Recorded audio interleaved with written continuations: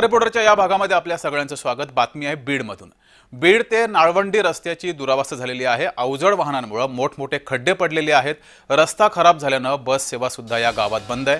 त्यामुळे विद्यार्थ्यांना शाळेत जाण्यासाठी आणि स्थानिकांचे सुद्धा प्रचंड हाल होत आहेत। यानंतर स्थानिकांनी अर्धनग्न मोर्चा सुद्धा काढला, मात्र अजूनही हा रस्ता होत नाहीये। बीड शहराजवळ हे नाळवंडी गाव आहे। गेल्या 12 वर्षांपासून नव्याने झालेला रस्ता या ठिकाणी नाहीये, त्यामुळे मोठमोठे खड्डे या रस्त्यावर पडलेच। या रस्त्यावर 10 ते 12 खडी क्रेशर असल्याने अवजड वाहनांची ये-जा सुरू असते। रस्त्यावर डांबर नावाचा प्रकारच उरला नाही। रस्ता खराब असल्याने बस नाही, त्यामुळे जास्तीचे पैसे देऊन खासगी वाहनातून प्रवास करावा लागतोय। या वाहनांच्या वाहतुकीच्या वेळेस मोठ्या प्रमाणात धूळ उडते, परिणामी या ठिकाणाहून रोज ये-जा करणाऱ्या दुचाकी चालकांना श्वसनाचे आजार सुद्धा जडलेत। या सर्व त्रासातून मुक्तता मिळावी या मागणीसाठी ग्रामस्थांनी काही दिवसांपूर्वी मोर्चा देखील काढला। वेगवेगळ्या लोकप्रतिनिधींना निवेदन देखील दिलं, तरी देखील अद्याप या रस्त्याचा प्रश्न सुटत नाहीये। कलेक्टर साहेब रस्ता द्या, रस्ता द्या, रस्ता द्या। आमचा रस्ता झालाच पाहिजे, आमचा रस्ता झालाच पाहिजे। बीड नाळवंडी रस्ता झालाच पाहिजे, बीड नाळवंडी रस्ता झालाच पाहिजे।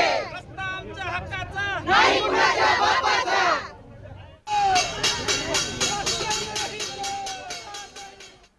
तर गेल्या 12 वर्षांपासून हा रस्ता होत नाहीये, त्यामुळे स्थानिकांनी संताप व्यक्त केलाय। आम्हाला एसटीचा लाभ भेटत नाही। दुसऱ्या महिलांना दुसऱ्या गावामध्ये एसटी फुकट आहे, पण आम्हाला त्यात बसायला सुद्धा भेटत नाही, कारण फक्त रस्ता खराब आहे। लाडकी बहीण लाडकी बहीण आम्हाला लाडक्या बहिणीची गरज नाही, ती भीक बी नको आम्हाला तसली। आम्हाला फक्त ज्या आवश्यक वस्तू त्या पाहिजेत। ह्याच्यामुळे आमचं आर्थिक नुकसान होतंय। आमच्या जर पेशंटचं दुखायला लागलं तर आम्हाला रात्रभर तसंच पडावं लागतंय आणि सकाळी दवाखान्यात आणावं लागतंय। ते पण आम्हाला स्पेशल रिक्षा अगर गाडी बघावं लागते, त्याला 1000-2000 डॉक्टरच्या आधी त्याला द्यावं लागते आणि नंतर मग आम्हाला डॉक्टरला भरपाई करावं लागते। आणि आता मध्ये दोन्ही पुलं फुटले होते, वाहून गेले होते, त्यात सुद्धा कोणी लक्ष घातलं नाही। आमच्या लेकरांच्या महिनाभर शाळा बुडाल्यात। शिक्षणाच्या बाबतीत पण सगळी चिंगळमुंगळ चालली आमची, आणि आरोग्याच्या बाबतीत बी आम्हाला आरोग्याच्या कोणत्याच सेवा घेता येत नाहीत। नाळवंडी सर्कल एवढ्या जवळ आहे प्राथमिक आरोग्य केंद्र, पण आम्हाला तिथं सगळं मोफत उपचार असून जाण्या येण्यासाठी जायला यायला काही नाही, म्हणून कुणालाच त्याचा लाभ घेता येत नाही। आमच्या गावकऱ्यांची 15 वर्षापासून रस्त्याची मागणी आहे। आम्ही रितसर शासनाची परवानगी घेतलेली आहे, तरी पण इथं आम्हाला शासनाने पोलीस प्रशासनाचा तुम्ही बघत आज इथं पोलीस सकाळपासून आमच्या पाठीमागं आहेत। तिथं त्यांनी तर पुढचे टाकून पडतात, आमच्या रस्ता आडवा करतात। आमचं मुख्य वाहन बैलगाडी आणि आम्ही बैलगाडीचा मोर्चा काढलेला आहे। आम्ही शासनाची यांची आम्ही ह्याच पोलिसांनी परवानगी घेतली, आमच्या सह्या त्यांच्या आम्ही परवानगी घेऊन पण हे आम्हाला अडवत आहेत। मग आम्हाला नेमकं आमची मूलभूत रस्त्याची मागणी, आम्ही काय दुसरं त्यांना काय शासनाला मागत, फक्त आम्ही रस्ता मागत आहोत। तरी पण आम्हाला जर असं शासन अडवत असेल तर हे शासनाचंही बरोबर नाही। तुम्ही आम्हाला शासनाने आता आम्हाला इथं म्हणतो जेलमेटा माग सरकार नाही। तर या संदर्भात अधिक माहिती घेऊया, अधिक प्रतिक्रिया समजून घेऊयात। आपल्यासोबत इथले ग्रामस्थ लक्ष्मण गायकवाड जोडलेले आहेत। लक्ष्मणजी, गेल्या 12 वर्षांपासून हा तुमचा समस्या आहे। तुम्ही यासाठी आंदोलन सुद्धा केलं, अर्धनग्न आंदोलन केलं, बैलगाडी मोर्चा काढला, मात्र तुमचा बैलगाडी मोर्चा सुद्धा अडवण्यात आला होता।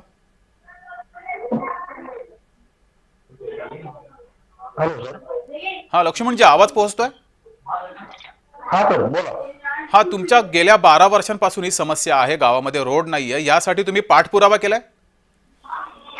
हो सर, हा रस्ता गेली 12 ते 15 वर्ष पडलेला आहे। या ठिकाणचे जे काही लोकप्रतिनिधी असतील किंवा इतर काही मंत्रिमंडळामधले जे काही नेते असतील, यांच्याकडे आम्ही वेळोवेळी प्रशासनाकडे आणि नेते मंडळींकडे या संदर्भामध्ये पाठपुरावा केलेला आहे। परंतु प्रत्येक वर्षी निवडणुका ज्यावेळेस येतात त्यावेळेस फक्त या ठिकाणच्या प्रतिनिधीकडून किंवा प्रशासनाकडून म्हणता येईल, फक्त आमिषाच्या पलीकडे आम्हाला काही आलेलं नाही। जी, मात्र तुम्ही यासाठी अर्धनग्न आंदोलन केलेलं आहे, सोबतच बैलगाडी मोर्चा सुद्धा काढला होता। तुमचा बैलगाडी मोर्चा सुद्धा बीडमध्ये जाण्यापासून अडवला होता अशीही माहिती आहे। हो, ही कारण सरकारची ही नामुष्की आहे। कारण आम्हाला आमचं आंदोलन त्या ठिकाणी कुठेतरी दडपण्याचा प्रयत्न त्या दिवशी पोलीस प्रशासनाकडनं किंवा सरकारच्या काहीतरी ह्याच्याकडनं दाबण्याचा प्रयत्न केलेला होता। आमचा हेतू फक्त एवढा एकच होता की बैलगाडी बीड शहरामध्ये आणण्यासाठी, की आमचा रस्ता आता फक्त बैलगाडी येण्या इतपत योग्य राहिलेला आहे, त्याकरिता आम्ही त्या बैलगाड्या इथं बीड शहरामध्ये आणलेल्या होत्या। आम्हाला काही इथं बीड शहरामध्ये त्या बैलगाड्या आणून आम्हाला काही हायदोस वगैरे काही घालण्याचा आमचा काही मनसुबा नव्हता त्यामुळे। बरं, मात्र लक्ष्मणजी, आता हा रस्ता होण्यासाठी तुमची पुढची भूमिका काय असणार आहे?